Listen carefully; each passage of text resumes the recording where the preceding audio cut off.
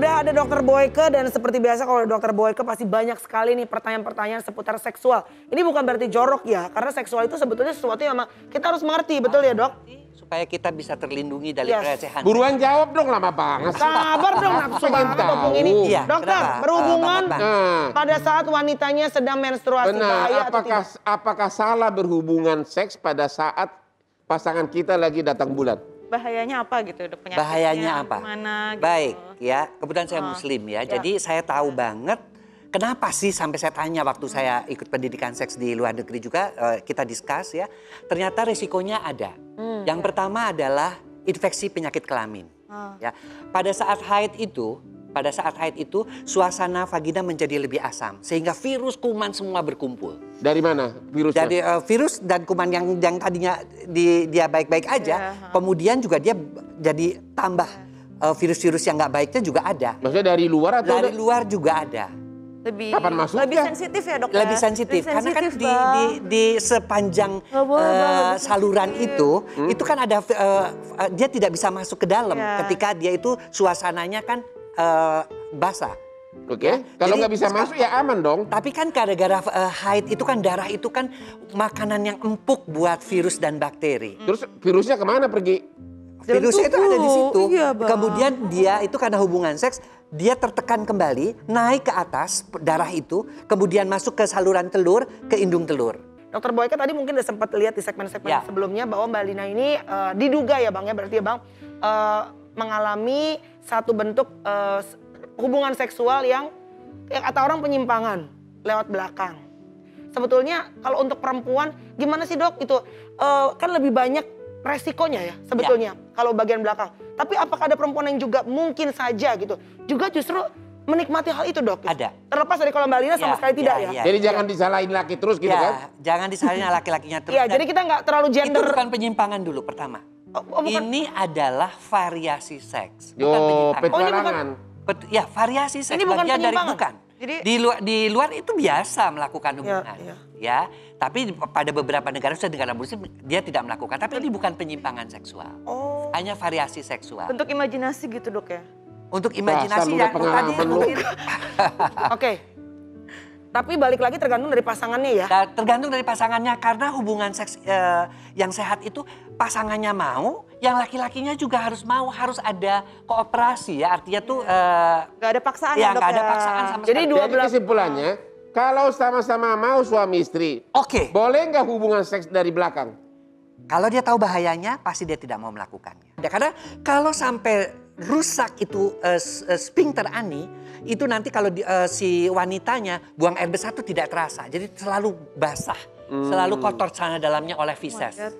Tapi dok, kalau sampai seperti maaf ya, ini kalau tadi kasusnya Mbak Lina kan berarti tidak dua-duanya enjoy. Enjoy, iya. Berarti kalau seperti itu sebenarnya harusnya tidak ya dok, walaupun tadi masuknya variasi. Harusnya tidak. Karena ketika hubungan seks itu kan harus dua-duanya menikmati. Itu tuh suatu proses kan, suatu proses yang menuju puncak. Nah kalau dia dari awalnya sudah tidak menikmati dan terpaksa, bagaimana? Itu tubuhnya tuh juga sudah menolak. Makanya karena dia menolak mungkin terjadi luka-lukanya lebih besar dibanding orang yang enjoy. Gitu loh. Yang harus diperhatikan itu adalah bahaya-bahaya secara medis. Jangan hanya memikir enaknya saja.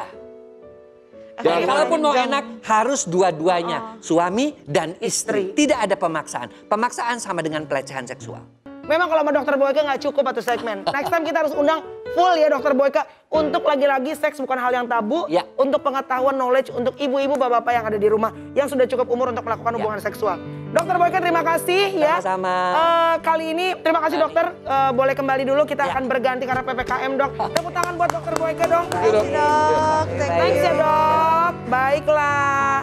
Kali ini setelah Dokter Boyke sebagai ahli seksual ya. Kita akan mengundang ini dari tokoh agama.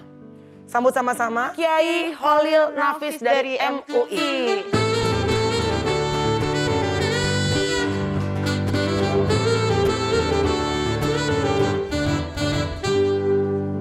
Silakan Bang Hotman. Apa kabar Pak Kiai? Alhamdulillah bi khair. Ini kebagian mic, ini pegang mic jadinya. Pertanyaan saya begini Pak Kiai.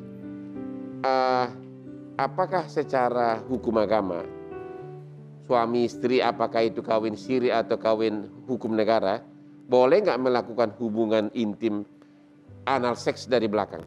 Nggak boleh. Itu tegas Hukumnya dilarang haram. atau gimana? Jelas dilarang. Ya. Kepada istrinya pun yang sah tidak boleh. Oh, tidak boleh. Tidak boleh. Karena memang dilarang dan Allah disebutkan dalam hadis la yanzuru ila rajulin atta rajula imratan fid dubur. Jadi siapapun yang melakukan hubungan, mohon maaf sekali lagi, bukan pada tempatnya itu tidak boleh dalam Islam dan hukumnya haram. Meskipun Hukumnya haram. Haram. Haram itu artinya kalau dilakukan itu dosa, kalau ditinggalkan karena niat taat kepada Allah tidak dapat pahala. Oh, begitu. Oke, jadi hubungan anal seks itu secara hukum agama Islam itu haram. Haram. Dan gak ada yang menghalalkan. Tidak ada satupun ulama yang menghalalkan. Jadi ada orang yang mungkin menafsiri salah. Dari ayat Nisa hukum harsul lakum fa'tu harusakum annasyi'tum. Jadi kalau Anda punya istri, silahkan Anda lakukan hubungan dengan istrinya sesuka Anda. Bagaimana orang sedang bercocok tanam kan boleh dicangkul, boleh ini. Tetapi pada satu tempat itu, bukan di tempat yang lain. Jadi boleh saja posisi, polanya, modelnya itu Bang Hotman, mungkin Bang Hotman sudah hafal ini ya. Nah. Pak Kiai ngerti aja sih, emang udah tahu pasti ya. tapi tetap masih pada tempatnya itu, bukan tempat yang lain. Jadi berganti gitu ya Pak. Tidak boleh ke tempat yang lain. Jadi pola model silahkan kita Saya diberikan. tetap pola tradisional Pak Kiai. Pertanyaan saya berikutnya, kalau tadi kan hubungan anal seks itu haram. Bagaimana dengan hubungan seks suami istri dikala si istri lagi datang bulan? Kita boleh bercumbu. Bercumbu boleh, tapi tidak boleh sampai kita jima. Apa tuh Pak? Illan nikah, tidak boleh hubungan suami istri. Penetrasi itu tidak boleh. Karena sedang Hukumnya kotor. apa? Hukumnya apa? Haram juga. Oh, haram juga? Haram. Oh. Dan ternyata yang diharamkan dalam Islam itu memang efeknya buruk. Ya. Bisa menyebabkan pemandulan dan seterusnya, mungkin dokter lebih tahu. Tapi dalam Islam mengatakan dalam keadaan kotor, maka harus tinggalin dulu.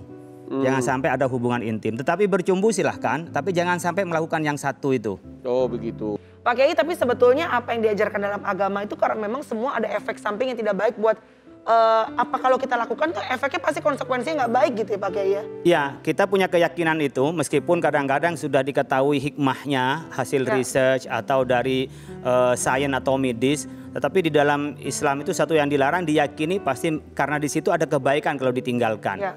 Kalau dilaksanakan pasti ada keburukan di dalamnya, itu keyakinan kita. Dan ternyata memang terbukti di beberapa kasus yang dilarang kalau dilaksanakan seperti halnya hubungan pada saat haid itu kan ternyata memang menimbulkan penyakit. Begitu juga yang hubungan tadi umpamanya dari belakang itu juga menimbulkan masalah meskipun kepada pasangannya sendiri apalagi kepada orang lain yang tidak ada hubungan pasangan suami istri. Oke, Pak Kiai mungkin tadi sempat menyaksikan dan mendengar sedikit mengenai kasusnya Mbak Lina. Mungkin ada penguatan dari segi agama, keislaman yang bisa memberikan penguatan untuk saat ini kan sedang mengalami mungkin ya nyaris-nyaris depresi lah, hal yang sangat berat gitu. Silakan Pak Kiai. Ya tentu berat ya, karena kita juga lahir dari perempuan. Juga punya saudara perempuan, punya anak perempuan. Oleh karena itu menjadi pelajaran kepada kita, barangkali yang punya kekuatan jangan sampai kita menganiaya pada perempuan. Yang kedua, kalau kita mau menikah, menikahlah yang benar, yang ada catatannya, ada juga aktenya, sehingga bisa dibenarkan oleh negara dan tidak menimbulkan fitnah. Ya. Karena yang siri-siri ini biasa menimbulkan fitnah. Kenapa? Yang pasti dirugikan adalah perempuan. Perempuan yang dirugikan. Oleh karena itu barangkali ketika ada orang niat menikah ya minta yang terang-terangan. Karena kan menikah itu adalah ada walimah. Walimah itu mengumumkan sebenarnya, disunnahkan hukumnya, tapi mengumumkan bahwa ini adalah hubungan baik. Yang kedua sebenarnya pada saat hubungan suami istri kita harus memberikan hak kepada masing-masing. Tetap saja kita harus melakukan yang diperintahkan di dalam syariat Islam. Sehingga hubungan suami istri itu saling menyenangkan, saling menguntungkan. Maka di situ adalah sakinah, mawaddah warahmah. Jadi ada ketenangan, bertemu dengan pasangan itu tenang, bukan malah menjadi malapetaka. Baik, terima kasih Pak Kiai.